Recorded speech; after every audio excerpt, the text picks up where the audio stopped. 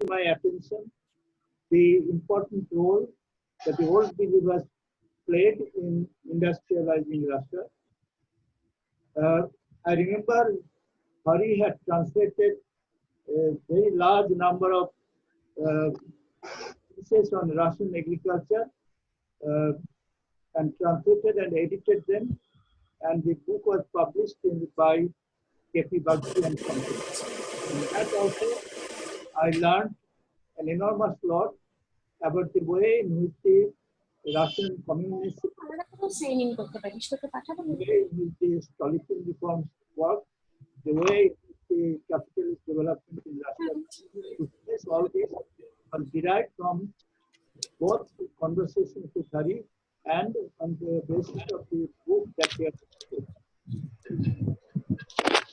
Although was a at least 15 years junior to me, became also trained to consult on issues and persons.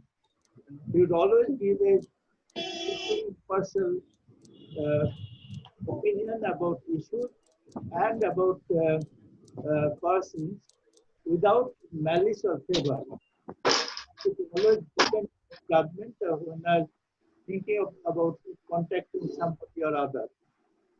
Hari also was too liberal in the sense that he didn't mind whether a person's ideology was similar to his, so long as he thought that the person was useful and the person was not an evil one. And I think it was a great good luck for the Institute of Development Studies, Kolkata, to have Hari as the president of the governing council. I remember also at a seminar in the Institute of Development Studies, Kolkata, when Marika Vitsiani was talking about the relations between the economic relations between the European Union and India, Hari made the most essential and important comments at that seminar, notwithstanding the presence of several persons who are supposed to be experts on external affairs, external economic relations of India. I'll miss Hari not only as a friend, but as a source of wisdom, as a person who would always meet me with a smiling face whenever I met him, as a source of joy. He was always full of, zest for life. And in Kolkata, not only Kolkata, but also the whole of India will miss a great scholar of European and Russian history. But that Hari lived, that Hari left such a legacy of work, it would be treasured by everybody. And all I can say about Kaputi and Minalini, that I can only imagine the grief with which they would live, but they will always remember Hari as a wonderful husband and a wonderful father. Thank you, sir. Professor Ravi Vasudevan has joined us, and I would like to request him to say a few words. Yes. Please unmute your microphone.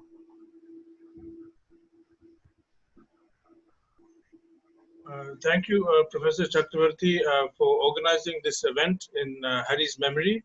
It is indeed a really grief-stricken period the family is going through, but we have to navigate our way through this difficult passage, and also join with others to remember Hari and remember all the great things, the contribution which he has made. And in the recent past, I have actually been going through something which he dedicated a reasonable amount of time to in the last decade or so, when he was ministering with great affection and care to my mother in her old age. And this was a memoir which he composed in collaboration with her.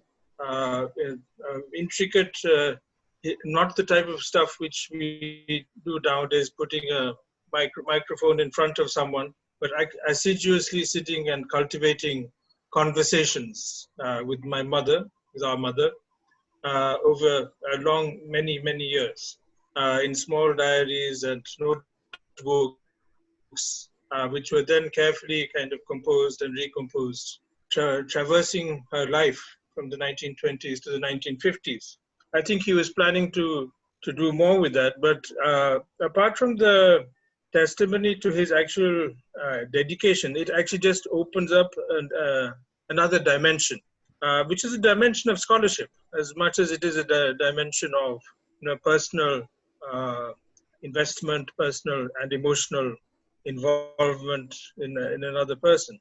Because of course we know of the Hari of many people have been writing about him in the recent past, about, of course, his contributions to Russian and Soviet history writing, opening up areas of connectedness between India and Asia through MAKIAS and the Academy of the Third World at Jamia Millia Islamia, in more recent times now with his new colleagues at IDSK. And I knew that he was considerably motivated, especially about the foundations of the independent Indian state, and it's the early years of the formation, especially in the area of the Constituent Assembly, the forms of representation, the adventure of democracy, an adventure which he was, was I think a theme of concern for him. Both, I think, governance and democracy. These were major thematics which engaged my brother. It's clear, for example, there's a very wonderful evocation in our cousin Madhavan Palat's tribute to Hari, which comes out in Biblio, which tracks back to Hari's early PhD, the PhD research which he had undertaken in the Tver-Zemstvo, which is about provincial self-governance before the Soviet period, in the Tsarist period. But we get some kind of profile there, and Madhavan brings it up, makes it very vivid and contemporary, and maybe connects with some of the types of skills Hari had, and the types of engagement and connection he had with social change, with social transformation, but through a variety of actors, which included kind of agents of government, so that, figures who would be, as in Madhavan's evocation, statisticians, school teachers, doctors and nurses, folklorists, geographers, a variety of people who are invested in transforming the life of people, ordinary people, in that context, the peasantry. But that regime of kind of, social involvement, that kind of thing, which is actually in Hari's case was very, it was modestly rendered. He was not flamboyant in his kind of, statement of what range of things he was doing. But we know well enough, especially in the realm of education, apart from other, in the NCRT in the early 2000s. But that kind of, I think that attracted him, even, intellectually, politically, in that modest, self-effacing fashion. All those dimensions actually come out very strongly in that first engagement, I think, and of course is carried forward later. But let me just return to something which I think is not so well known, and that's why I brought it in, which is bringing the historian into the home, in a sense. How you bring yourself as a historian, as a professional historian, into looking at yourself, looking at your family, looking at and trying to situate your near and dear, but actually making sense of that and in terms of a wider arc of social experience. So this is something which actually is culled from the memories of my mother, who had a formidable memory, remarkable. I mean, she would remember days and dates and hours of 70 years ago, and recount them with that precision. But what emerges is this kind of ever-widening circle of connections, which a woman who would, by and large, have limited kind of social access, as those are the characteristic dimensions of life, women at that time, even in elite women of her sort. But the widening arc, both of a wider sense of family, but also the connection through her father, who was a judicial official and then later a minister in native states, that is Jodhpur, the connection with the social and a proliferation of social actors, institutions, culled from her relationship and her imagination of what all was happening in his life. So there's a peculiar kind of remove, but Hari kind of connects the kind of, the different points in otherwise a cloistered life, but which would actually kind of connect outwards through the father and through others and into the family. So we get this remarkable sense of this, the way in which we ourselves constitute an archive. Our lives, our memories, and the historian is very to the foreground in this memoir, which hopefully will be published during the course of this year. And we get that sense of detail and of precision, not only of the person who is the voice, that is, and the vehicle of memory, but also the interlocutor, the person who draws these memories out. So we have quite a remarkable kind of set of this professional, historical kind of involvement in something which must have started very almost casually and conversationally as a question of evoking and culling out a life and a memory. So it is an interesting exercise in the regime of the personal, but the personal as archival and as connected.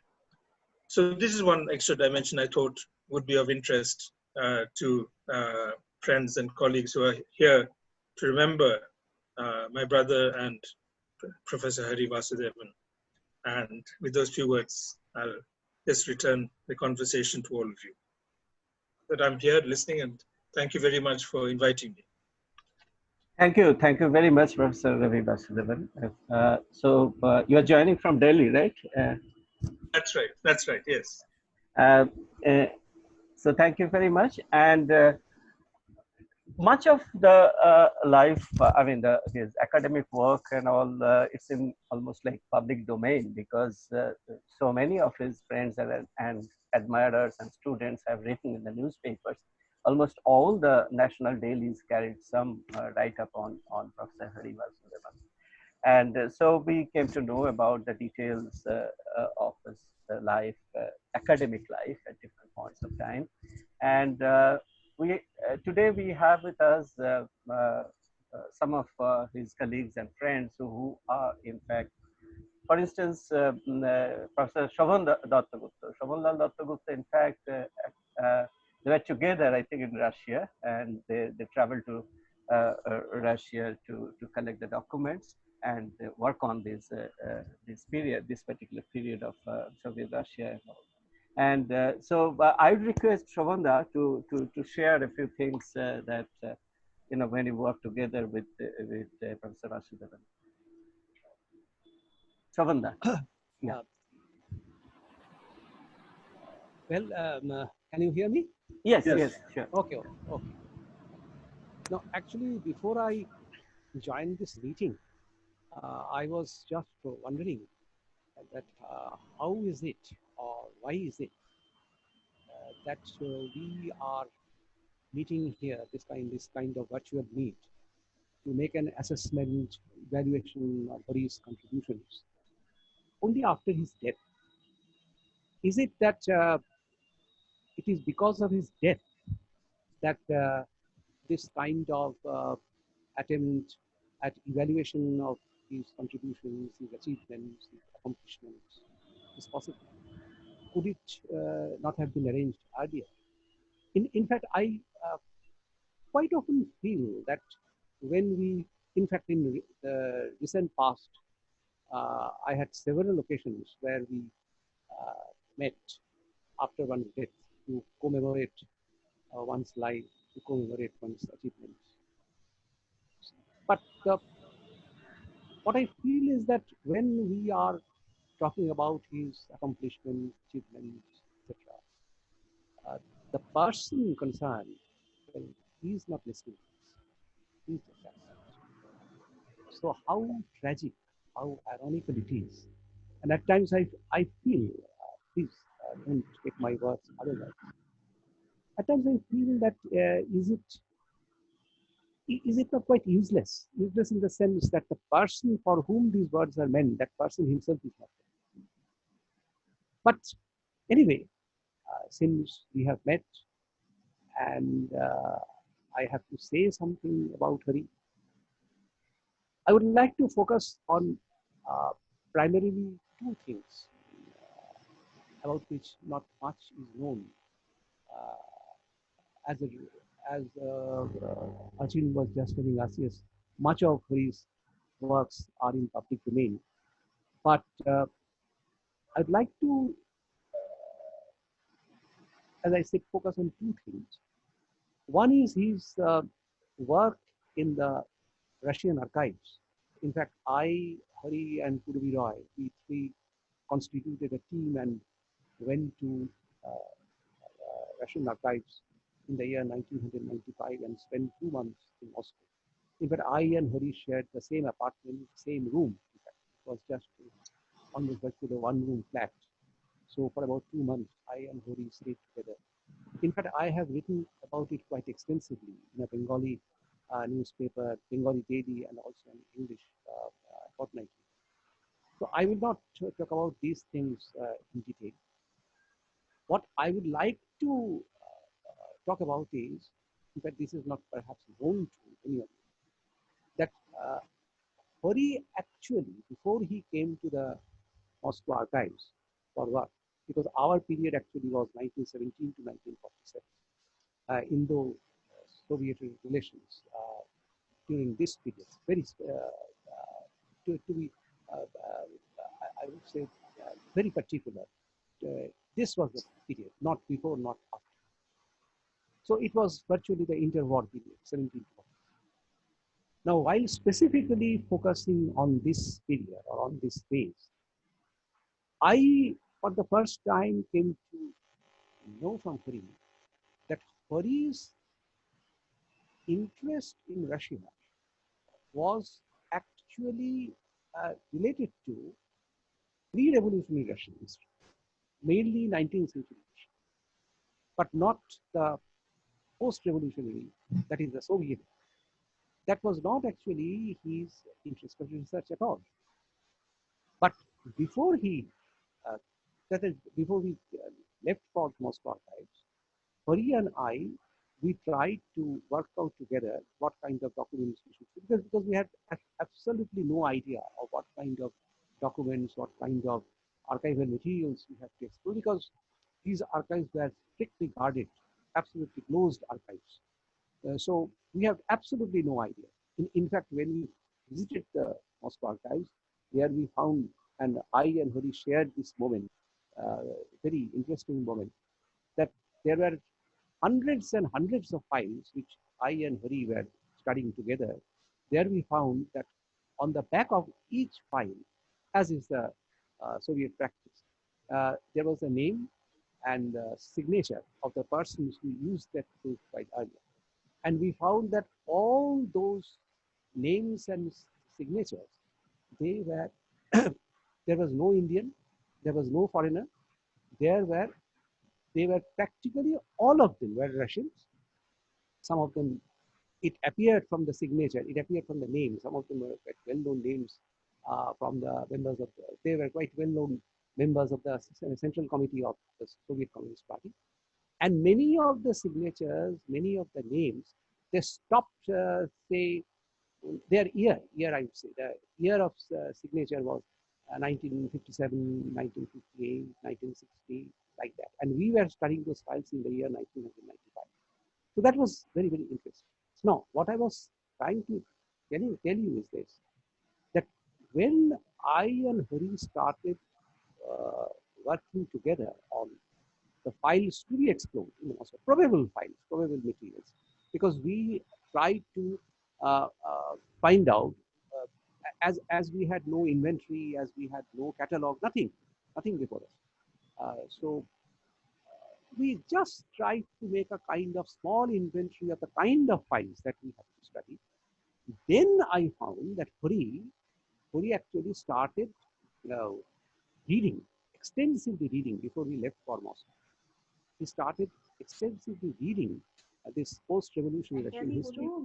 And we actually worked together in the archives of the Communist International, the most sensitive archive in the in the in that particular archive. It was actually the known, very well-known Institute of Marxist-Leninism. The archives of the Institute of Marxist-Leninism under the control of the Central Committee of the CPS. That was the kind of thing where we ventured to work. And there I found that almost overnight, Hari became passionately involved in the post-revolutionary Soviet history, post-revolutionary Soviet archival materials, in the activities of the Communist International, in the activities of the Soviet Communist Party, in the relations between Soviet Union and India. So that was, I would say, a great turning point in Hari's life. And that, in a way, later, after we returned, after we worked on the Asiatic Society volumes, about which I have written extensively in the dailies and the fortnightly, which I have already told you. So after he returned, he developed a kind of, I would say, sustained interest in post-revolutionary Soviet history, which was not his original area of research. That is one thing I would like to point out. And later, here is the book. If you can, if I can see, that is here. That is Indo-Russian relations, 1917 to 1947. Select archives of the former Soviet and inventory.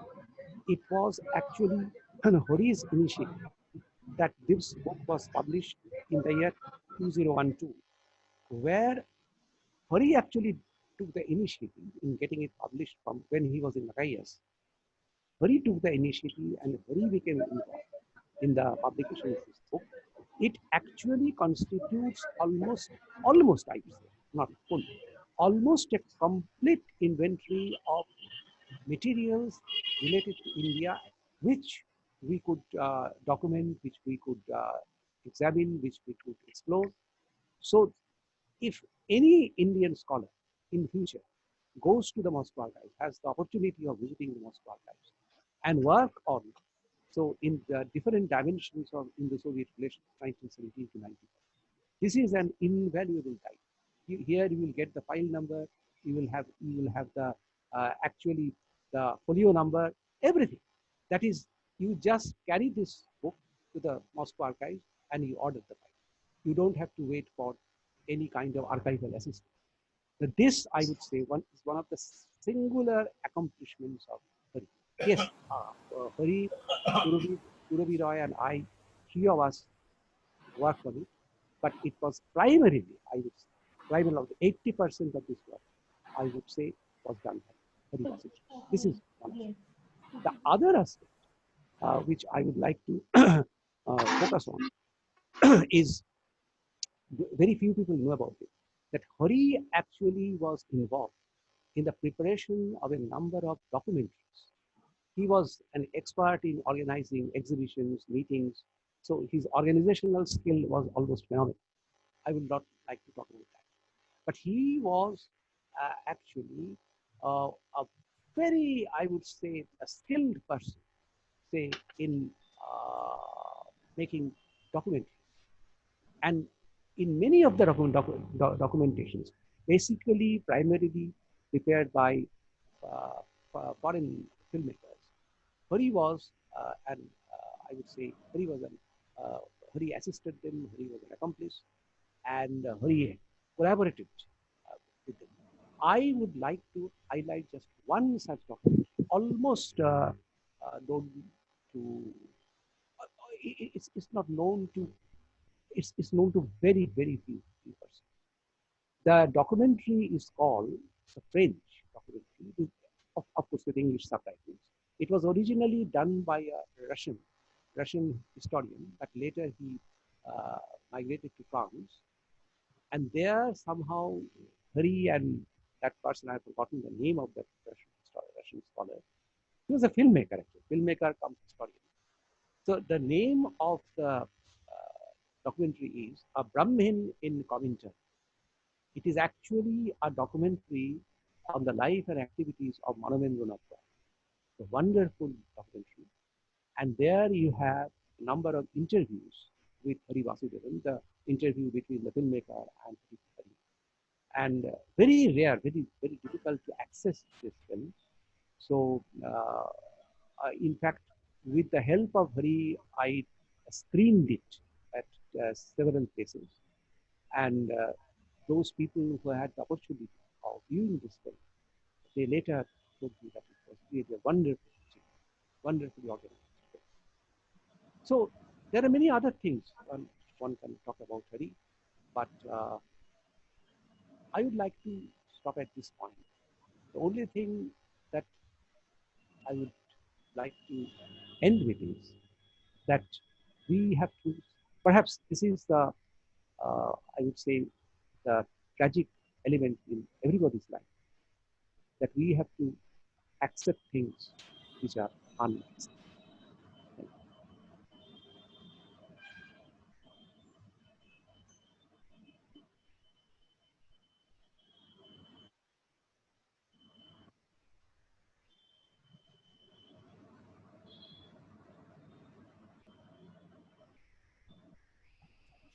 Watching the unmute yourself. Watching the unmute yourself. Yeah. Oh, sorry. Thank you, Shavanda. Now, may I now request Bhaskar, Professor Bhaskar Chakraborty.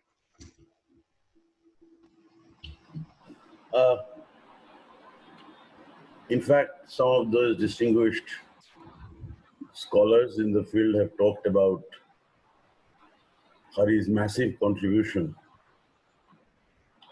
to historiography. Ravi,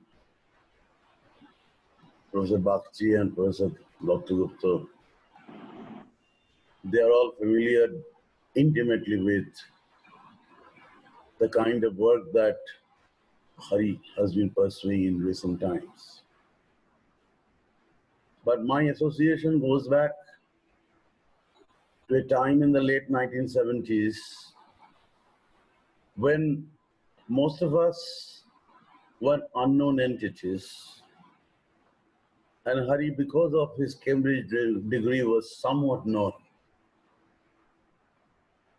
And in Calcutta University, sitting on rickety chairs in ramshackle buildings, there were a number of young people, all in their early 20s or mid-20s,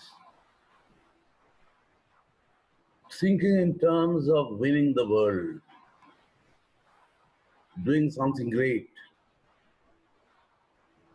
changing the syllabi and making the course more international,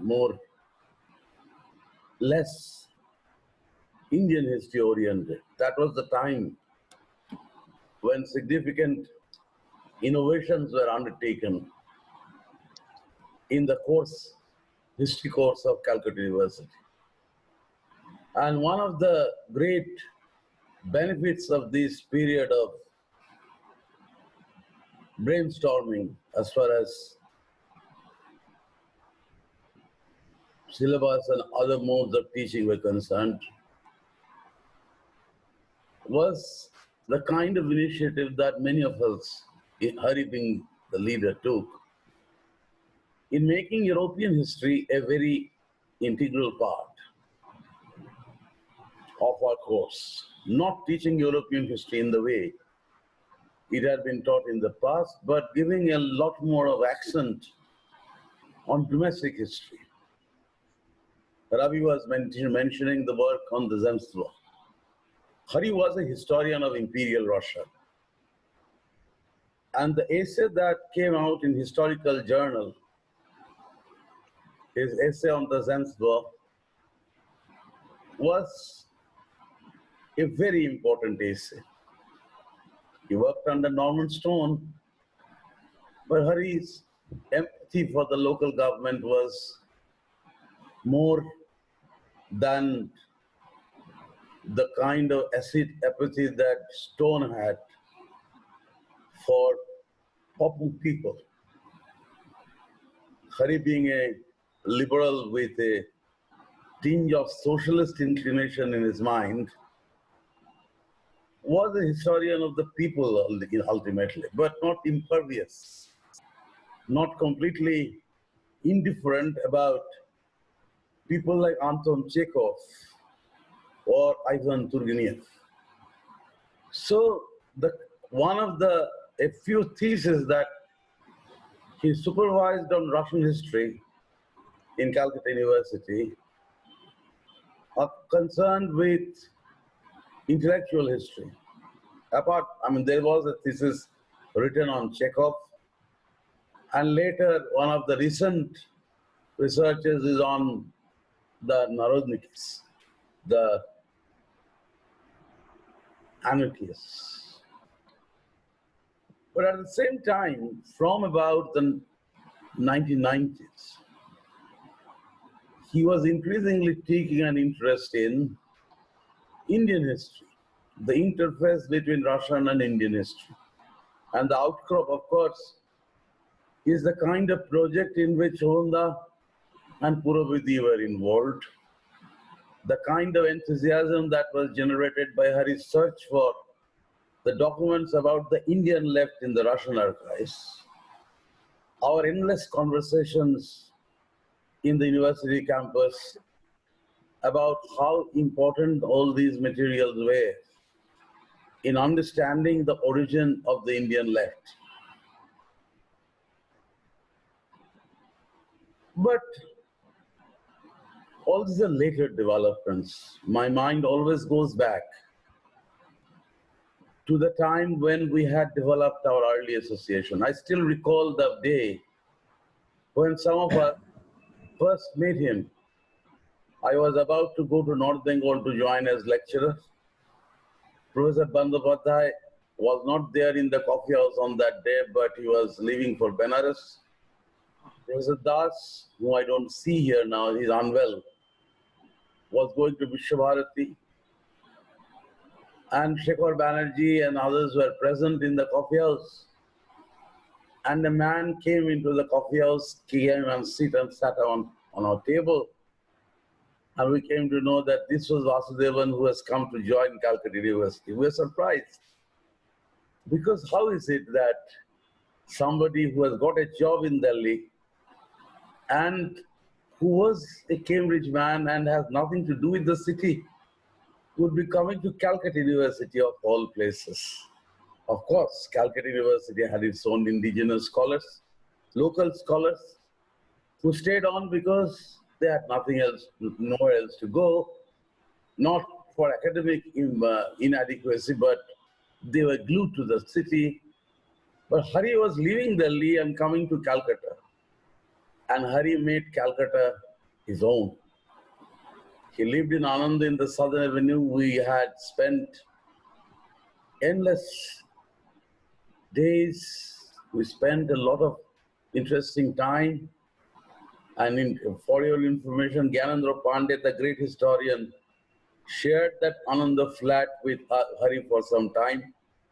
And our revelry, our great fun and enjoyment was somewhat interrupted by Gyan's intellectual snobbery. But that was an old time. We were young men and Gyan was an established scholar and Hari as usual was the mediator. We would complain about Gyan's snobbery and Hari would say, Hari would ask us to tolerate Gyan because after all he was a historian in the making. So that was the time we shall never forget. We have worked together in many projects in NCRT, in the IGNOU project on European history. We wrote piece for the Indira Gandhi National Open University. Under Madhavan's guidance, Hari and myself were there. And we did a lot of things in the university or outside the university in the MAKIAS. I was then a member of the Executive Council and Hari was the director. We tried to do a lot of things. Introduce new projects, recruit new scholars, introduce and start new research themes. But many of these good things that we have started, I have come to, I don't think that others are pursuing them seriously. But after all good things one day will come to an end. But what I shall never forget, and this feeling of remorse, sadness and grief will stay with me as long as I am alive, till my death, is that a friend with whom I have talked several times during our almost daily conversations on one matter or another has suddenly disappeared. We didn't have the opportunity to see him.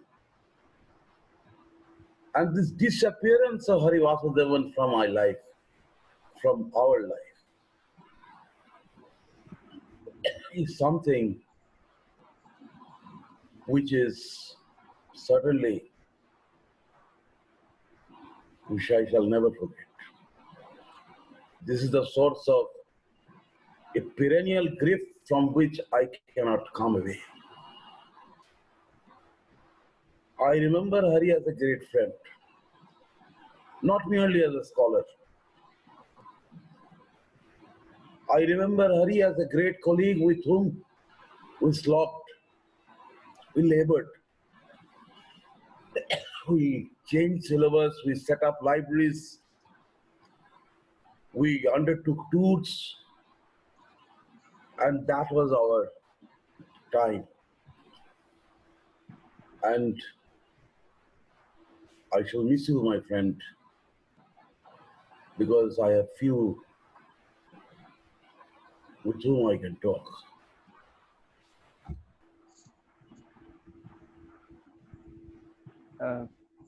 Thank you, Vasudevan.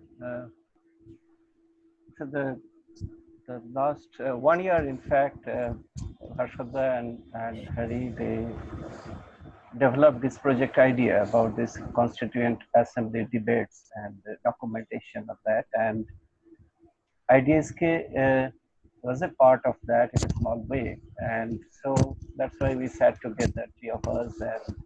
And I mean, the kind of excitement and I mean, it's a kind of, it's always, he's always encouraging, he's always inspiring, and it's so exciting to discuss ideas with him. Just to add to what you're saying. Yeah. Because the entire idea was that when historians started writing about decolonization, Right. everybody is writing about movements, a new sense of freedom, excitement, etc. People did not pay as much attention as they should have to the nitty-gritty of governance. How did the new state function? How did it perform? What were the problems that the new state encountered? What were the legislations that they enacted? So that was the idea. A bit conservative, not so radical, but a bit conservative, but it is nonetheless an important effort to understand the making of the Indian state at the moment of its origin. So that was our idea. That's right. I hope that we shall be able to do it with some other people being associated. Sure. Yeah. We have to really carry it forward, and yeah. And now, may I request Paranjada to say a few words? Paranjada Gothakutta. Paranjada. Hello. Yeah. Please unmute. Please unmute your microphone. Yeah.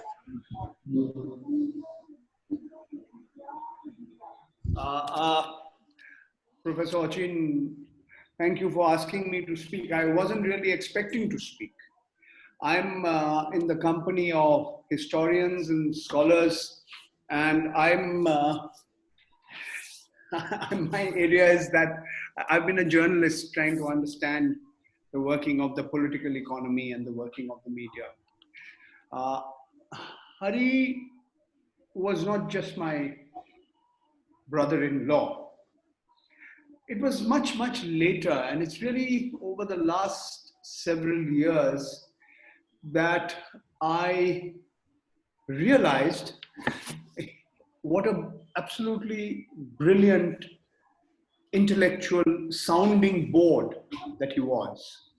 Others have talked about his generosity and his versatility, but what truly amazed me was his really wide range of interests, which went far, far beyond his area of expertise, which was the history of Europe, the history of Russia, India-Russia relations, and such. And these are the areas. And essentially, he was a historian. And I was trying to document what was happening around us, the contemporary reality of the country and the world we live in. But Hari was truly amazing in the way in which he would be able to arrive at the most important, crucial, the nub of the issues that we were discussing. Whether it could be the working of the public sector, on which Professor Sushil Khanna, who is here with us, has done a lot of work, or to issues like defense contracts and defense deals, and his ability to really, straddle such a wide variety of issues was truly amazing. And the more I sort of look back, that as I thought I was getting closer and closer, because what happened is, and my sister and brother who are here with us will testify, and Hari's daughter is also here. I was in my youth in more ways than one, very callous towards him. Like any brother who is almost subconsciously envious of his sister's partner, without saying it in so many words. I too had these feelings, which I much later realized were so irrational, were so stupid, that instead of looking on him as a companion, as a friend, as a person with whom I could discuss everything under the sun, I did not come as close to him as I should have. But as I guess I grew a little older, I grew a little mature, and the way he was able to maintain his calm and his composure in the most stressful of situations was truly an amazing quality he had. And I would see that in every walk of life. I mean, not only when you came to debates on, heated debates on various issues, but to even mundane household matters of conflicts, confrontations, differences of opinion. And Hari, with his charming smile, would always be able to diffuse potential discord, which was not productive, which was actually useless, and be able to sort of bring you down to the issues that mattered, the substance of the issues that matter. I think there are a lot of people here who work very closely with him professionally and who know much, much, much more than I do about his professional and his scholarly contributions. I want to just mention two very small anecdotes, and these are just as a matter of a few anecdotes. He was one person about 6.5 years ago when I decided almost out of nowhere to get into publishing. Starting with publishing my own book, getting self-publishing, and then over the last 6.5 years, publishing about 25 titles. He was one person who not just encouraged me, he was like a mentor. He would tell me and guide me and ask me, why do you want to do what you did? And then made me think and made me wonder and directed me. And there's one book which Hari was supposed to write an introduction to, which never got written. And he was absolutely clear that he would write the introduction. This looked at a politically very controversial episode of the deal with of Rafale aircraft with Dassault Aviation of France. And as you are aware, this became a big controversy, a political controversy, especially in the run-up to the 2019 elections, with Rahul Gandhi saying "Chaukidar chor hai," and the whole Rafale deal became a big issue. So the person who actually first wrote in great detail about the story is a young man. I have a close association with him, and Hari was not only encouraging me. He said, "Look, there is this political controversy. Yes, it is an important controversy. In 2019, Narendra Modi came back to power. It didn't matter. This whole attempt by the Congress party and others to highlight Rafale as a big scandal. People compared the Rafale scandal to the Bofors scandal, which contributed to Rahul Gandhi's father, Rajiv Gandhi's eventual political, what should I say, becoming politically weaker and then losing power in 1989 after being India's youngest ever prime minister at the age of 40. Be that as it may, Hari said, yes, this book should be written. And he actually read through the first draft of the manuscript. And even as he read, he actually pointed out some points which he said, this needs further elaboration. This thing you should add more. And even before he actually wrote that introduction. So when the book comes out, it will be dedicated to him. But Hari unfortunately could never write that introduction or the foreword or the preface to the book, which he said he would.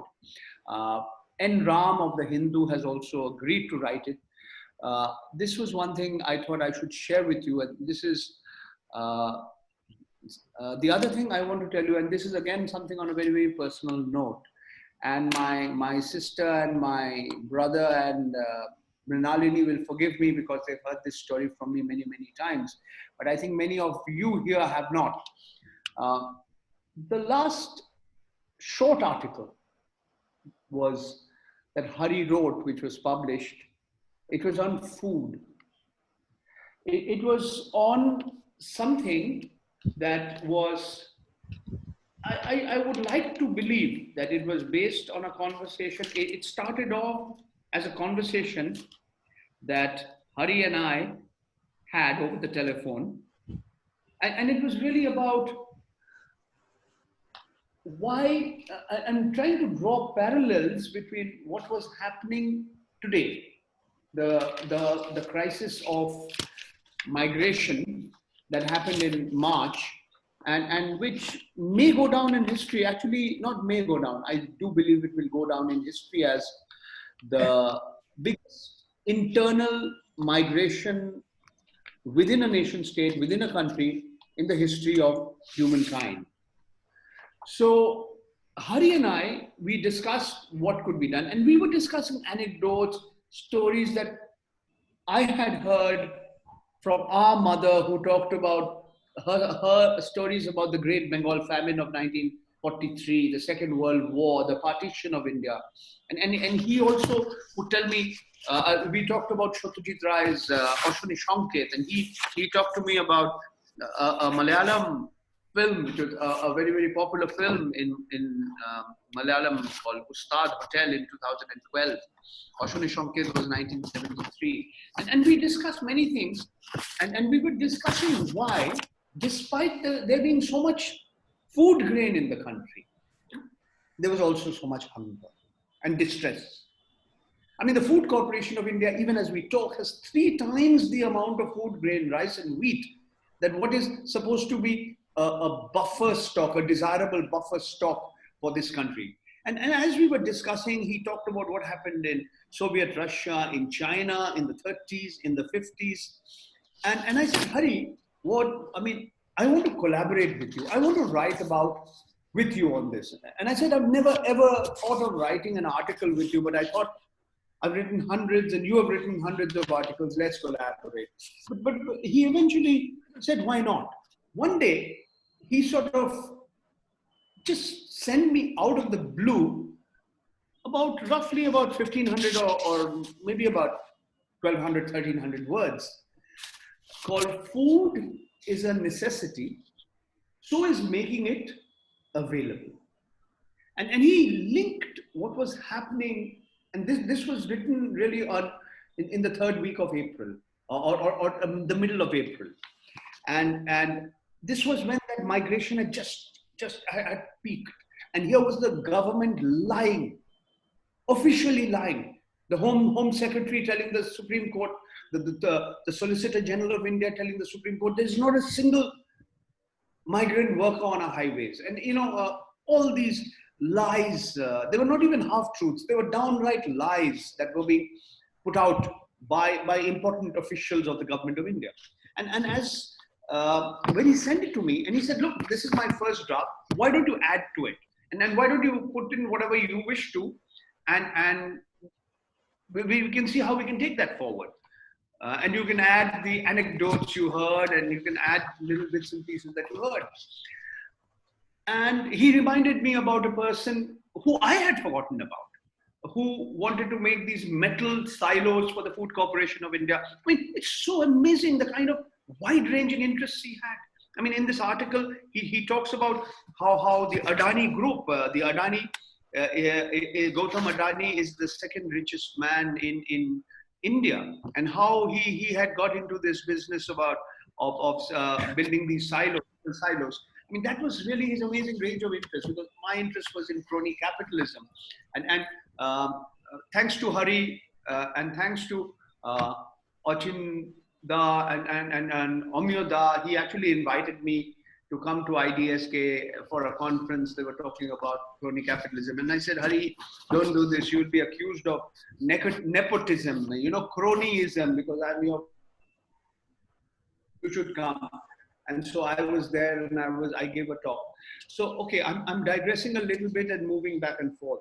The short point is the article that was so amazing. I said, look, I can't add anything. It's a self-contained essay, brilliantly written. At best, I might put a comma here. And sure enough, when I gave it to a portal, NewsClick, with which I've been associated for more than 2 years, within hours, they put it up with a picture.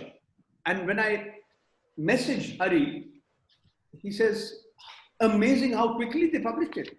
I said, yes, that is the internet for you. And I don't know whether I should continue any further, but all I can say is that my sister Mrinalini, Ravi, for us, the very fact that he disappeared out of nowhere. He was there and then he's not here. The suddenness, the strangeness of his leaving us is something I think maybe we'll never be able to come to terms with or reconcile with. At the same time, I know and we all know that he's with us all the time. Thank you very much for giving me this opportunity to speak. Thank you, Paranjaza. Thank you very much. Nirmaladi, may I request you to say a few words, Nirmaladi? Yes, sure. Actually, I was not, I did not know Hari very through his work at all. I knew him best as a very good friend of some very good friends of mine. And I've heard so much about his, his kindness, his generosity, his friendliness. And I've experienced some of that whenever I met him in any of the public occasions that we did. So I came here on really to say to Taupati how sorry I was to hear about the news, and I hope she's able to live with this, as it is a very difficult time for her. And I express all my sympathy to my young Hari. So that's all I wanted to say, actually. Thank you. Thank you, Nirmaladi. Several other colleagues of Professor Vasudevan are with us today. And if you'd like to say something, Arunda, Professor Arun Bandhavadhyay.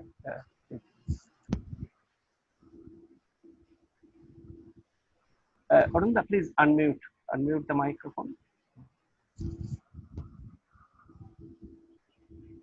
Today is 10th July, and I wonder that just 2 months ago we had the worst news about Hari on 10th of May. And a few days ago, my friend Shekhar Bandhavadhyay told me that it is still unbelievable that Hari is no more. The discussion that we have already made about Hari by Amyoda has made a discussion of his scholarship. Bhaskar has discussed both his scholarship and his friendship. And interestingly enough, one new dimension I got from Paranjoy is this, that Hari's mentorship. So these are certain areas. But as far as myself is concerned, my relationship with Hari started sometime in the very beginning of 1979. He joined Calcutta University in December 1978, and I left Calcutta for VHU in March. Before that, I had an occasion to meet him, and that meeting, that relationship went on through 4 decades. And the last time that I talked with him by telephone was on 17th of April, about half an hour. And interestingly enough, the discussion was on COVID. And I had a query to him that how far the Chinese were responsible for this. His answer was evasive. At that time, I did not know that he has written his last write-up on this thing, on this Sino-Russian border and the COVID situation. That is now available in the Facebook. But Hari told me a very interesting thing. Hari told me about the zoonotic route of this COVID thing, in which finally this COVID pneumonia, he passed away. Hari told me that even in the early modern period, if you read Brodel's 3 volumes, you will find that how this has been discussed. So that we discussed on that day. But in this long journey with Hari from the beginning of 1979 down to the 2020 April, I think that 3 important aspects came to my mind. One is this, of course, his love for European history. I knew it because when in the very beginning, in the early 1980s, Bhaskar has referred to it when Professor Rajat Kanto Rai and a few others actually developed a project called this Protest and Dissent. And Hari wrote his first article there on this pre-Soviet that local self-government, and there what kind of protest was finding out that he was trying to link up with different kind of pre-industrial protest in various parts of the world. This is one thing. And later on in the 1990s, I still remember that the work that Professor Bagchi referred to on this commercial agriculture in the Russian literature. I was associated with him because for the 3 years he was translating it, and actually it was very meticulous work. Indeed, it was very meticulous work. It did not actually reach to many people at that time. I do not know why, but it was a work which we should actually note very carefully. And over the years, in 1979 summer, in 1980 summer, in 1981 summer, I was meeting him in Madras. At that time, it was called not Chennai, Madras. And he was actually taking me to Pondicherry, and he was how the different kind of French sources actually could be very important for the study of European history in India. He was actually telling us, and at the same time, he was becoming interested at how historical research was going on in India. And for that time, he made several visits to Tamil Nadu archives where I was working. And he actually also saw, and he also advised us something. Later on, I found that it was not merely an interest, because 5 years later, I found that he brought a huge number of documents on Malabar, socioeconomic condition of Malabar from the Tamil Nadu archives, and donated all those volumes to the Special Assistance Library of the Department of History, University of Calcutta. And the fact that many people has referred to, that one of the work that will come out in future, that is to say the autobiography of Hari's mother as told to him, that was also, I think, that his interest in Malabar and how the general and the particular, the mother, both actually came together. Indeed, I will also refer to, I have heard that Hari's father was in the DRDO earlier, and then went to the foreign assignment, and he was interested in the history of science and technology. And Hari also in the 2010 work on the Indo-Soviet relations, actually a chapter was devoted on history of science and technology, and his interest on history of science and technology was very important.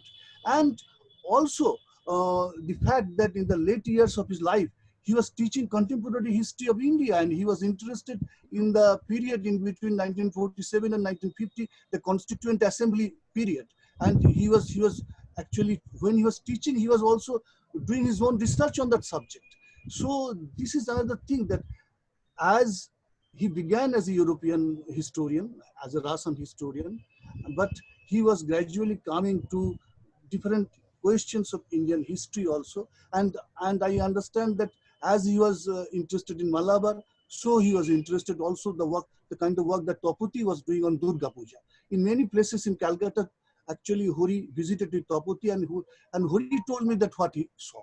So it was the association with Bengali culture was also coming in that way.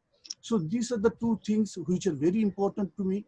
And as Bhaskar has told, I will fully agree with him that at the end of the day, the 42 years of my life which was associated with Hari was definitely a great scholar, but at the same time he was such a friend, such a kind of friend, which actually probably will not be able to get another similar one in future. Thank you. Thank you, Arunda. So Paranjata mentioned about his interest in public sector and his association with friends like Sushil Khanda and Sudeep Chaudhuri. So both of them are here with us today. So may I request Sushil Da to say a few things about your interaction with him? Sushil Khanda.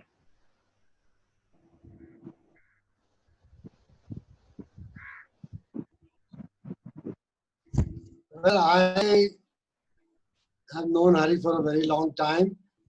I first met him at an evening in Sanat Bose's house, as a matter of fact. You know, Sanat Bose used to be deeply interested in 1920s Indians, Emin Roy and others, Soviet Union and all that. And I was a party to the discussion.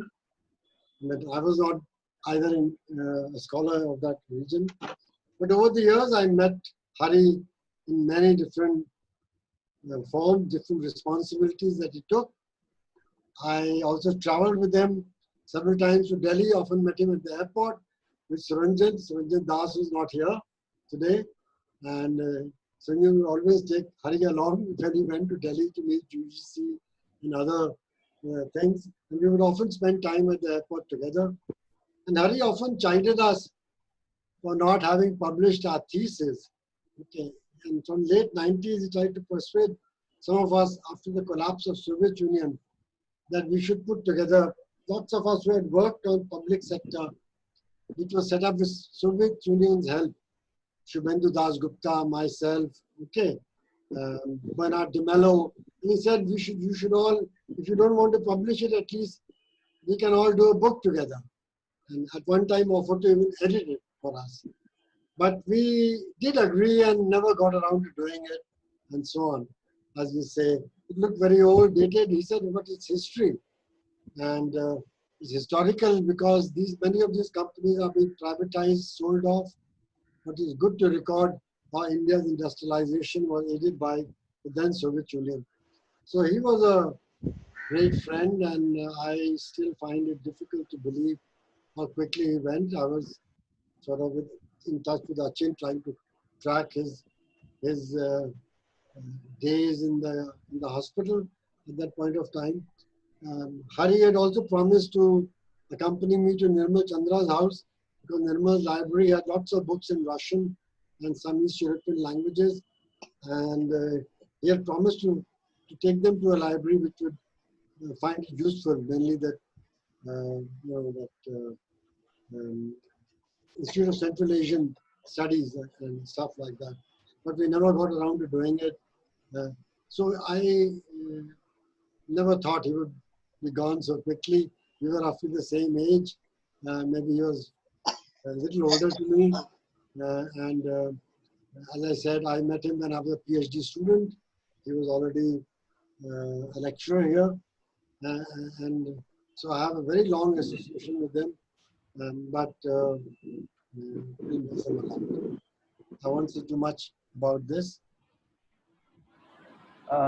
Thanks, Sushilda, Professor Sushil Khanda. And now, Hari was, we hear about his teaching and how wonderful and how inspiring a teacher he was. And we have with us several of his students, and particularly we know that till his last day, the student very close to him, Kingshuk was there always, and Kingshuk worked directly under Professor Vasudevan. So I would request Kingshuk Chatterjee of University of Calcutta to say a few words. Kingshuk? Yeah, just a second. Yeah, can you hear me? Sure, yes. Yeah. Well, my association with Dr. Vasudevan as a student goes back to 1997 when I started doing my master's at Calcutta University. And European history was taught in a way, as Bhaskar was saying, with a kind of emphasis on domestic history, which till the undergraduate year, till we finished our undergraduate years, we had no inkling of. So the experience of doing Russian history with him, as also a part of British history, was awesome.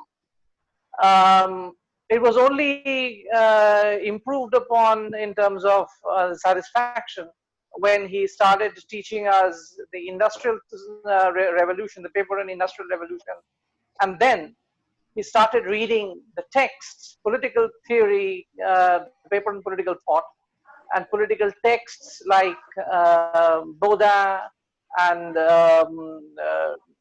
he also taught us Hobbes and Rousseau and Montesquieu.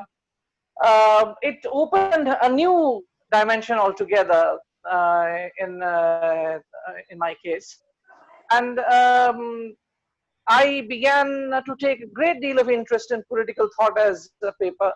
Initially, in my early days of Calcutta University, European history was what drew me to history reading anyway. But it was classes of Dr. Vasudevan and Bhaskar Babu that gradually increased my interest more in political thought than even in European domestic and political history. By the time I finished my master's, I was absolutely determined that I was not going to work on Indian history. And at one point of time, I had even thought of working on the Balkans. And it was Dr. Vasudevan who told me that if I were to do a degree on the Balkans, quite apart from the fact that it would be a very difficult thing to do out of India, I would simply not get a job in the country. And he gradually steered me to saying, why don't you work on one of the neighbors of India? Pakistan would not let you work. Afghanistan, you cannot work. So you can choose either Iran or China. I started reading on Iran, and I just remained stuck with it for now, I would say, for the rest of my life. So in a way, my specialization was chosen by a suggestion given by him. And when I started working on Iran, gradually I ended up working with intellectual history, which he used to, which he had introduced us along with Bhaskar Babu. And then finally, in a very curious way, I ended up doing a work which was heavily influenced by the intellectual history tradition started by Quentin Skinner, only to later find out from Dr. Vasudevan that Quentin Skinner was his teacher as well. So I was in a very interesting way indirectly connected to the origins of the tradition in a Guru Shishya Parampara kind of a thing through Dr. Vasudevan. And the challenge of supervising someone on Iran, I don't know how many supervisors would have egged a student doing something like that. He took that challenge in a very forthright manner. And I never regret having done my work under him, who was not a specialist on Iran. And the work has more or less stood on its own 2 feet. It has been published with great encouragement from him. It now stands on its own 2 feet as a work of some repute out there. Now, once I finished my work, once the book came out, I never went back to the book. I never talked about the book anywhere. He was the person who was constantly pushing this book upon people who he thought might have an interest. And this was true around the world. In fact, he spoke more about my book than I ever did it myself. The other side of Dr. Vasudevan, which is something that really is worth speaking about, is Dr. Vasudevan as a senior colleague. I joined the history department in 2008, Calcutta University History Department 2008. So I've been teaching there for a dozen years now. And the subjects that I am teaching are coincidentally those that he used to teach at one point of time. So I am teaching the paper on European history, industrial societies, the international relations paper, especially dealing with the section on the Cold War. So I have basically tried to step into the shoes that he has gradually been extricating himself from. And we had regular discussions all the way from 2008 right down to the last day he came to the department, 16th of March this year. Every time when we met, something or the other would always bring the conversation back to what he was teaching and what I was teaching, and I had the good fortune of sharing papers with him all these years. And he was such a he was a fountain of information on things that he was interested in, but he was also a fountain of information about things that I was teaching. So from time to time, he would give me a lead as to what book to read up, what new book has come out, and he would introduce me to authors whom I had never read as a student, but who were nevertheless worth reading. And Dr. Vasudevan had instilled in me an interest in the Cold War, for instance, which has survived the period and the sort of the limited scope of my teaching in that paper. I don't teach that paper anymore. Excuse me, Kingshuk, Yeah. Is it possible to switch on your video, because we can't see you, and it didn't occur to me, but you know, we would like to see you as well. Is it possible, Kingshuk? শুধু অডিওতে আছে হ্যাঁ শুধু audio now audio is also off. Please unmute, yeah, and also switch on the video. The camera bit I'm not certain, because okay, please continue, yeah, okay, please continue. Sure. If you look at the screen at the bottom left hand corner, it says stop video, start video. That's what it is.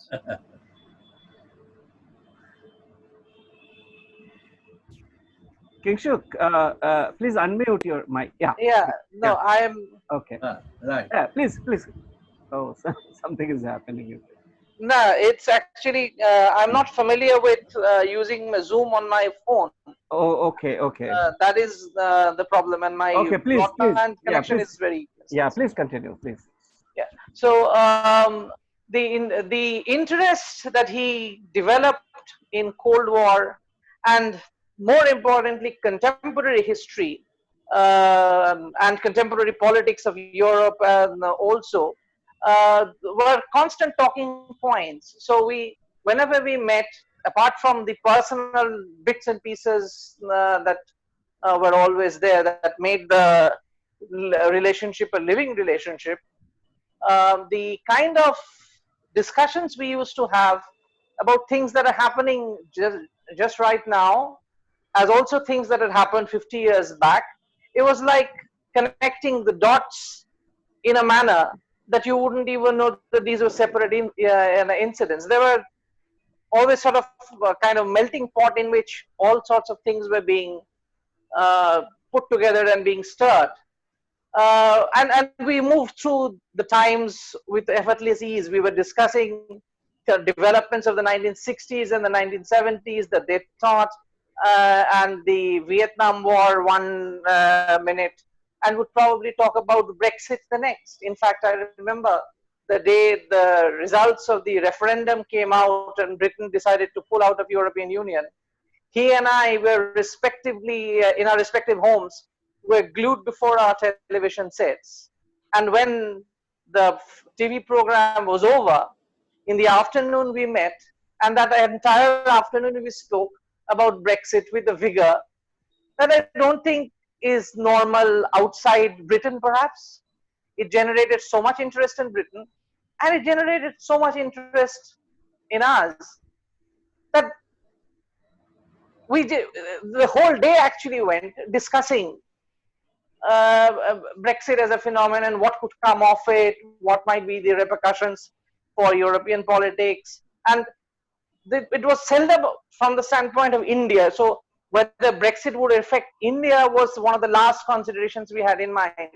What would Brexit mean in the world order? What would it mean for European politics? He kind of stimulated my mind. He he was officially my supervisor. He was unofficially my mentor. He shaped my mind uh, as far as I am able to trace influences on it. And he was also a person from whom I learned a lot, which was outside the pale of academics. He used to kid at one point of time that King Shuk and I, we have similar rhythms of life. I have 3 children, he has 2. He basically meant Mrinalini, who was growing up, and his parents, he was saying that at the point of time, I was looking after them as if they were children. And I had my parents who were dependent on me. And we were constantly exchanging information about, or notes about, how we are dealing with our parents. And after he lost his father within a few years, I think I lost mine. And then we were both struggling to sort of give company to our respective mothers, even as we were doing all sorts of other things in our lives that we were doing. It was talking to him and how he was facing problems with his mother that I began to realize that my mother was also showing signs of dementia. Ultimately, she developed Alzheimer's. And the one person I could always talk to about problems I was having, and it was not just a sounding board. He was a wealth of information about basic health conditions of aging people that I really didn't have any clue about. That gave our relationship a kind of human dimension. And I suppose in the last 10 years, for a very long time, for probably more than 15 or 16 years now, he was kind enough, whenever he was introducing me to someone, he was kind enough to introduce me as his friend. I always began by saying he was my teacher, he was my supervisor. He would always point in, and also that I am his friend. But let's say the relationship was becoming less and less of a teacher and a student, and more between 2 friends over the last 10 years or so. Our lives became so closely enmeshed with each other's, both in the personal dimension and in the realm of academic interest, that his departure has left a major void. 16th March, the last day that I met him, was also the last day that the university was operating. I have not been back to the university since then. When I go back, I would be going back to a room where I say I grew up, because that's the room where he was holding office for near about last 20 years. And for the rest of my years in the university, it'll be a room where he will not step in. That's the kind of void that I would not have wanted to experience this early in my life. He was a kind of a father figure to me. And his departure has orphaned me a second time. A kind of feeling that I had when I lost my parents. His departure gave me that sort of a feeling once again. I suppose that's all. Thank you, Achin Babu, for letting me speak. Thanks. Thank you, King Shuk. And may I add something on the public sector? Sure. Well, Hari and I. May I just say one sentence, please? Yes, Professor Bagchi. Yes. No, this is Paranjoy speaking. Oh, this part. Okay. I just want to thank King Shuk on behalf of my sister and on behalf of Mrinalini. He has been so helpful to her at the time when she needed support, and her own family, including me, we could not be with her. King Shuk was like our family in helping her in many ways. So on behalf of my sister, I'm sure she can add much more than I do. And Mrinalini, I want to thank King Shuk for all that he has done for all of us. Thank you. Thank you for this. Sir, you wanted to say something? Yes. Well, Hari and I were both interested in what happened to the public sector units that the Soviet Union had helped India to set up after the fall of the Soviet Union. And he was in touch with Narayana Menon, Kasturi's husband, who I think was in the heavy industry department at that time. I wonder whether he ever completed that project, because I think that was a very interesting thing that he had started. That's all that I have to say. Thank you, sir. We have with us now coming back to IDSK and his association with IDSK for the past 2 years or so. He became our president of the Governing Council of IDSK in 2008, and ever since actually he has been constant support to us and running the institute, and I always look upon him for advice and suggestions and support. So today we have with us our Governing Council members like Professor Amitabh Raichaudhuri. He's a very senior physicist and he is a member of our Governing Council. And we have our Secretary of the Governing Council, Professor Anindya Jyoti Jindal. And may I request Professor Raichaudhuri? Yeah, Professor Raichaudhuri to say a few words. Yeah.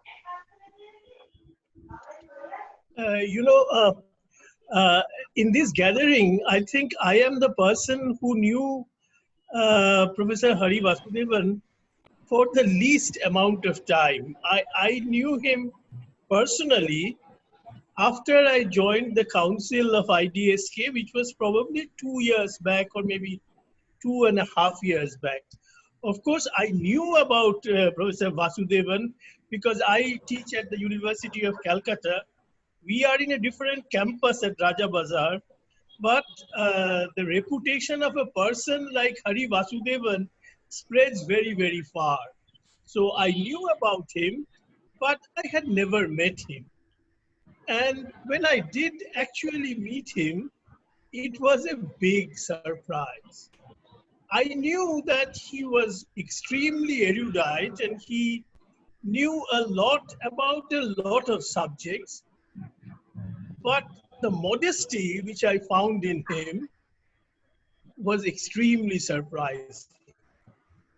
You would never know that he was an expert on so many things, and many people have already spoken about some of them, perhaps only a few of them, and we have been enlightened. The other thing which I noted was his leadership skill.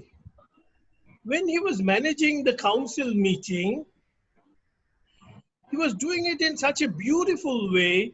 He was open to suggestions, and then some of them would be accepted, and some, in fact, would not be. And it's more interesting to find out how he handled those, the suggestions which were not accepted. And he did it with extreme skill so that the people who had advanced those ideas did not feel bad at all. Another thing which I noticed was the attention to detail which Professor Vasudevan always gave. Whatever may be the issue, the salary of somebody at IDSK, or what programs IDSK should follow, who should be on the selection committee as an expert, everything and about everybody, he had enormous information which could bring up immediately. That was amazing. I got to know him only for 2 years, as I said, and we met perhaps once every 3 months or so, maybe once every 2 months. And it was always a pleasure for me to wait for the IDSK meeting. I don't think I've missed even a single meeting of IDSK. And one of the reasons for the IDSK Council, and one of the reasons was Professor Hari Vasudevan. He was a person from whom I could learn a great deal, and I will miss him very, very much. Thank you. Thank you, Professor Raichaudhuri. Anindo, would you like to say a few things? Please unmute your mic. Yeah. Can you hear me? Yeah, sure. Very few words it would be. In fact, before I came to know Professor Hari Vasudevan personally, I heard a lot about him. In fact, his reputation as a scholar, his profound knowledge of the subject, his popularity as a teacher. And then I met him, and in fact, we had frequent interactions. We met in seminars and conferences.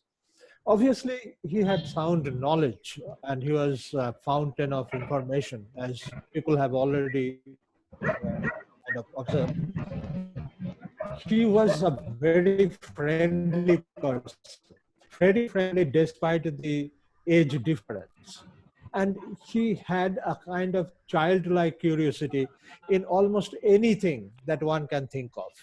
Since he developed some interest in contemporary history, obviously that came close to international politics. And whenever he visited Jadavpur University, he came into my room, and always he had to say something new about some aspects of international relations. Now, in fact, on the whole, you know, there are many people who know about his scholarship, know about his profound, you know, kind of knowledge of various things.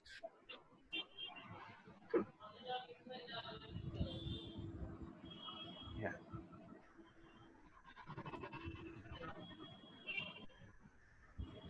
Hello. Oh.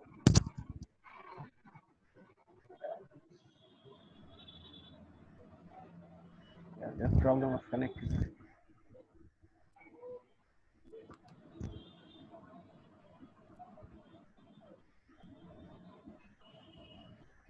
Can you hear me, Ananda? Yeah.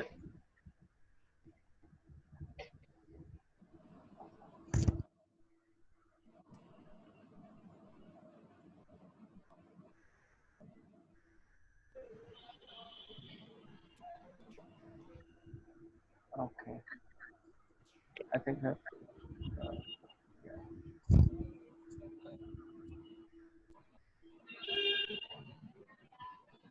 Okay, maybe we'll get back to Ananda again. So meanwhile,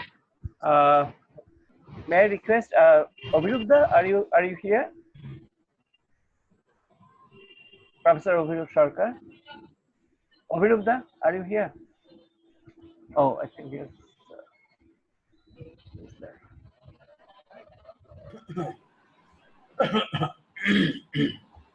Oh, okay. Ananda. Are you back? No, we have lost you.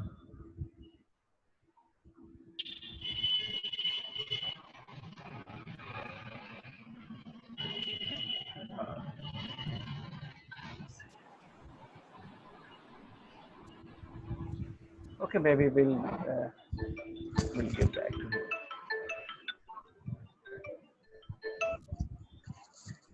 Yes, you have problem with connectivity. Oh, okay, okay. Thank you. Okay, thank you, thank you. Problem with connection. So now we. It's now. I mean, if any of us would like to say a few words. Anyone else? Then First to give Raja. Raja wanted to say something. Oh, okay, Raja. Yes, please, Yeah. Raja. And then we'll request Sapotiti to say a few things after Raja. Yeah. Can you hear me? Okay. Yes, yes. So I am Tapati's younger brother, Paranjoy's younger brother as well, and I've known Hari from the early 80s. And I was just thinking back as you were, I've known him not as an academic, I've known him as a beloved brother-in-law, and I just wanted to mention a few things that I think about when I think about Hari. Few things that I've learned from him. He was shortly after my sister and Hari got married, and if I remember correctly, my family has an affinity for dates, for remembering dates. With historians in the family, you can't escape that. So I remember that they got married on the 4th of March, 1984. Did I get that date correct, Didi? So shortly after they got married, the two of them moved to the UK, where my sister was going to pursue her PhD in art history. So I didn't have many months to get to know him before they moved away from the country. 1984 was, of course, a momentous year in Indian history for a variety of reasons. But the following year, I went abroad to pursue my own studies, to study for my PhD on the East Coast of the United States. And that turned out to be a connection to Hari, because every time I visited India from the East Coast, I would travel through the UK, and I got to spend time with my sister and Hari in Oxford. So I really got to know Hari, not in Kolkata, but in Oxford for the, I guess, the 5 years, Didi, that you both were there from 1984 to, no, 4 years. You were there 88? 84 I really got to know Hari there. 84 to 88. Hari would come and go because Hari at Calcutta University, and he would come and go. So he had fellowships in France, he would go to Moscow, and he would come to England to be with me. But he was coming and going all the time between 84 and 88. Okay, go on, Raja. So on my trips from Princeton to Kolkata, I would stop in, make a stop at Heathrow Airport and take the bus to Oxford and spend time with them. I got to know them. I really got to know Hari in Oxford. Going punting in Oxford is something I remember vividly. Princeton was another source of connection because a few years later, in 1993, my sister and Hari, and now the baby Mrinalini, came to Princeton to spend 6 months, spend a semester there, the fall semester of 1993 at Princeton University. I'd finished my PhD, but I was a postdoc at the university at that time. So I really got to see Hari now in a different role as the father of a young child. And I didn't know then that some of the things I saw him in that role would be mirrored in my own life years later. My wife and I have a daughter as well. And when Tara was young, I remember thinking back to Hari in his role as a father, watching cartoons with Mrinalini, reading books, and that had a very deep influence on me. This was the year 1993. You were there till the early part of 1994, and of course, the Zoom technology we are using today would have been science fiction in those days, because 1994 was the year the internet started. That was the year of the browser. While Hari studies studies Russian history and the history of the world, thanks to one of the speakers on this Zoom call, Professor Amitabh Rai Chaudhuri. Professor, you don't remember me, but I was in your Raja Bajar class in the master's course in the year 1980, in the year 1984-85, that academic year. You taught me. Thank you, Raja. Thank you. Thank you. You advised me on going abroad. You taught me bra and ket notations, something I'll never forget. This is in quantum mechanics. Well, I didn't pursue quantum mechanics, but I became a different kind of historian. I became a historian of the universe, not a historian of the of the earth, and that is my other connection to Hari. Anyway, I thought I'd leave you with this. His loss is being felt every day by our family in many, many different ways. May his soul rest in peace. Thank you very much. Now, Tapasya.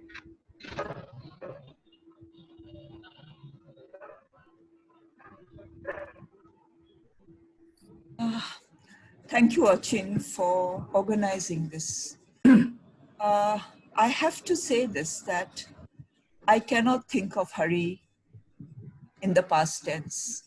It's still impossible. Hari, for many of us, continues to exist in the present. We live in a virtual world, right? I'm not seeing many people face to face for months now. We only see them virtually. So Hari's disappearing act is not something I can still believe actually happened, because I'm surrounded by everything. You know, all of you know that he just disappeared. Many of you said you talked to him only a week ago. Sometimes you would have talked to him the very day before he went into hospital. I think he was talking to people. You know, in the house, Mrinalini and I live with the feeling that he's just walked off somewhere. You know, it's like he left in the middle of a conversation. কথা বলতে বলতে হরি তো ওরকম ছিল না, হঠাৎ দুম করে উঠে বেরিয়ে যেত। ওর এনার্জি তো ওরকম ছিল না যে বাজারে গিয়ে একবার ঢুকে আরেকবার বেরিয়ে যেত। So I keep thinking that Hari has just literally left for some other place, or he's just somewhere else. Now, that sense of disbelief with which I continue to live is my way of not letting him go, because none of us were prepared to let him go.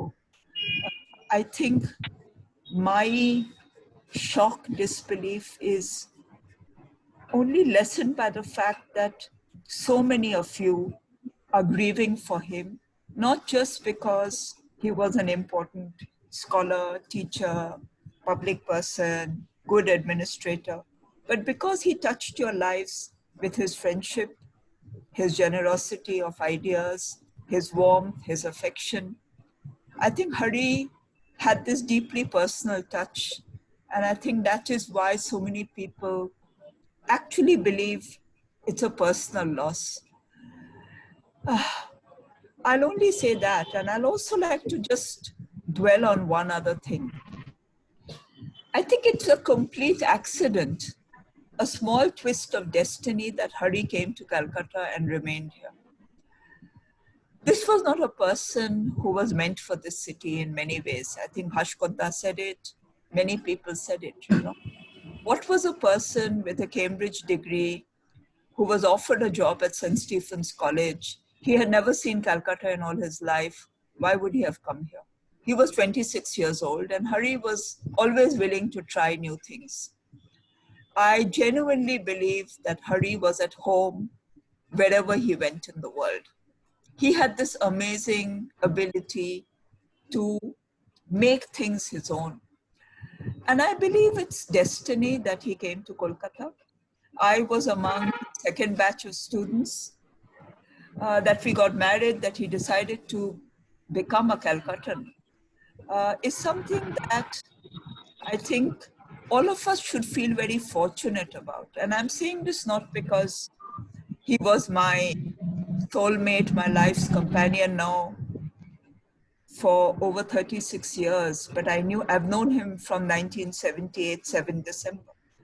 I think the city was extremely fortunate to have had somebody like Hari come here, become one with the city, discover different places.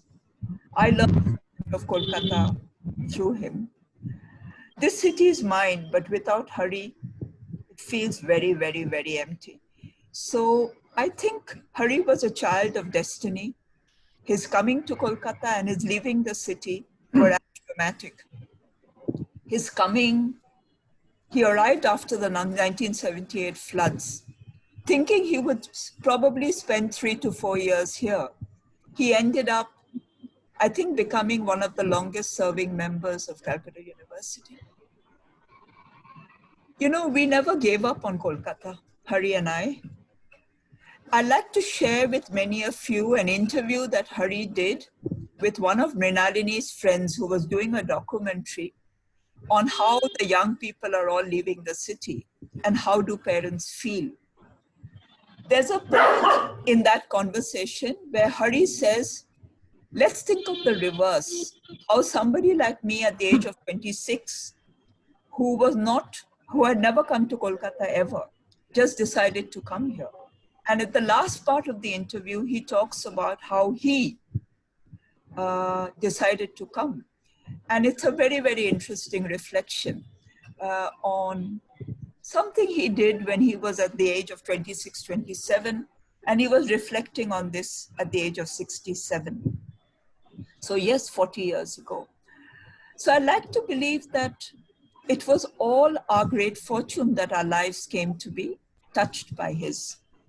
I will not speak here of my personal loss because that is not something that I can ever put in words. But I'd like to thank all of you today for organizing this meeting, for speaking about him. Hari was very, very committed to institutions in the city. He saw many being destroyed. The Calcutta University History Department being one of them. MAKIAS, which he literally set on the road. He made it a happening institution. He saw it being destroyed again. But I'd like to say he had a lot of hopes for IDSK. I want to tell this to all of you who continue to be running IDSK, that he was very, very happy to become its president. I used to joke with him that, Hari, you're not just a chairman, you're a president. And we used to joke about it. My brother used to call him Rashtrapati Ji, etc., etc. But Hari was his own humble self. I do hope, you know, there are very few institutions in the city that we can keep running, institutions of quality. I was fortunate to have been part of the CSSC. When I became director, Hari was by my side, giving me all the advice that he had as an administrator. When I was helping to build the Jodhunath Bhavan Museum and Center, Hari was again continuously by my side. So between us, Hari with much greater capacity, I with much less capacity, we became institution builders in our own way. I think Hari was very successful with MAKIAS, extremely successful, but then for political reasons, MAKIAS went its own route. I was lucky when I was at the center to be able to do many, many things with the help of my colleagues, and later to give a new face to Jodhunath Bhavan. I think we owe it to Hari to keep some of these institutions going. For here's a person who dedicated his life to being in the city when he could have been in many other places in the world. So to keep going an institution like IDSK, to see that the Department of History may once again be the place it used to be. It was a remarkable place. I'm a product of that place. I know how remarkable a place it was. I think we owe it to Hari. I miss him intensely, but I do believe that Hari didn't want to leave. He wanted to live. He wanted very much to live because he had so much more to do. But those of us who've been given the gift of living on, I say this because we cannot take life for granted. Hari, who was so full of life, had life snatched away from him. So those of us who've still been given the gift of life, I think we should continue working for many of the things that he believed in. For students, for colleagues, for institutions. I think Hari truly believed in living for others.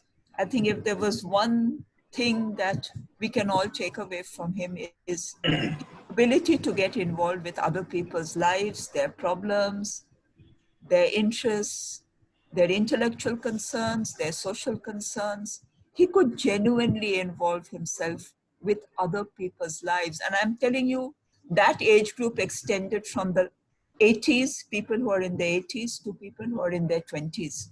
I mean, my daughter's generation, to people like Jyotirmoy Pal Chaudhuri, in whose IAS training institute he would teach with great rigor.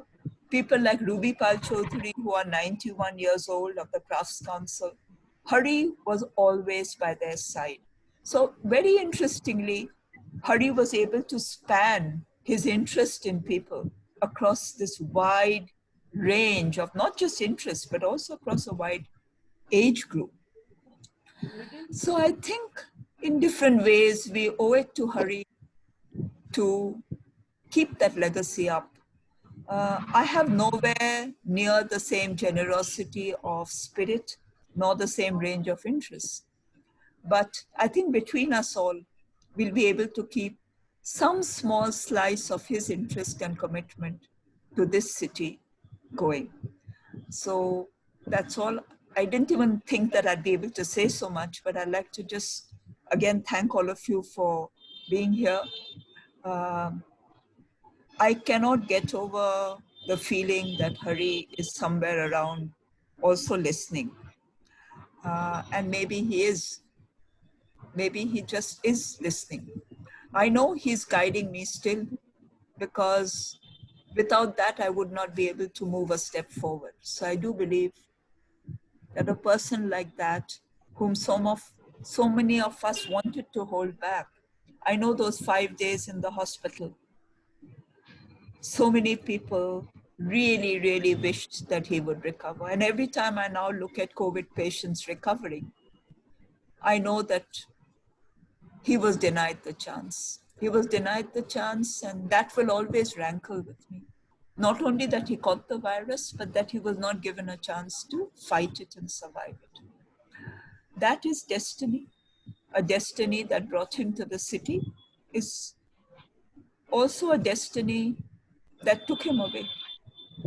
There is COVID mismanagement of a kind that is not worth talking about too much here today.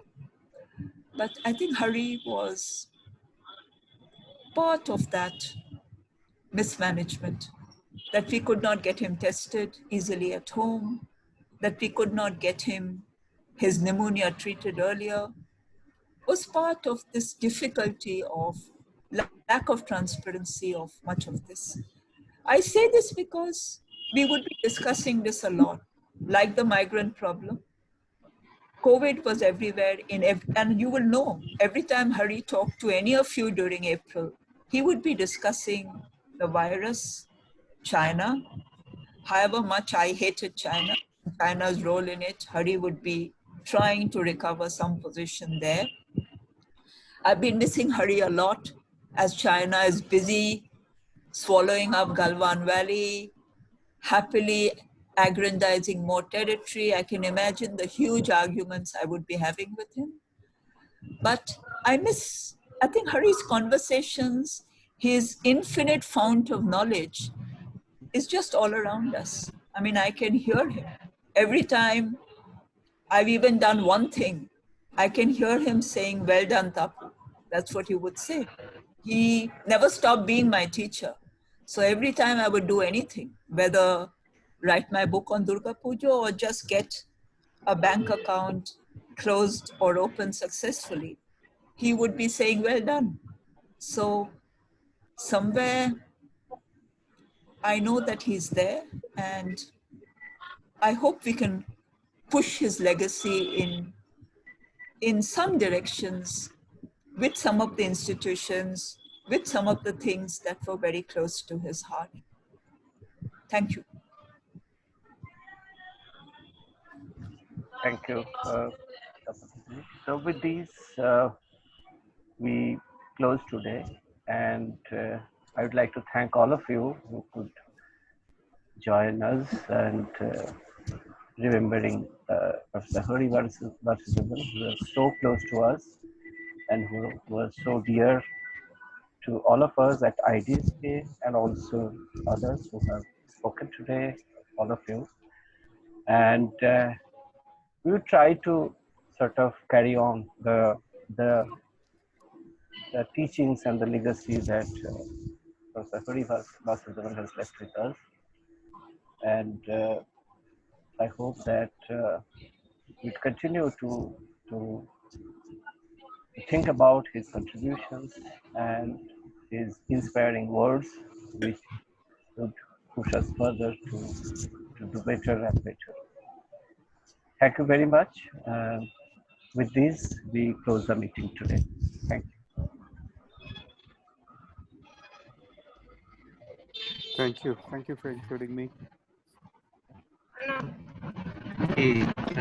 Thank you.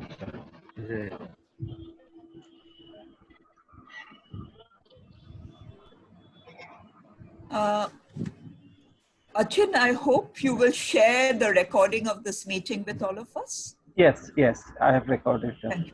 Yes. Thank you. Thank you. Thank you. And I will come and see you at IDSK whenever you're next coming to office. Oh, sure, sure. What about Binod? How is Binod? What about now Tapati? What about Binod? Binod, I'll come and talk to you about it. I don't know. I'm in touch with him. I'm in touch with him. I'm in. Actually. Okay, thank you. Thank you.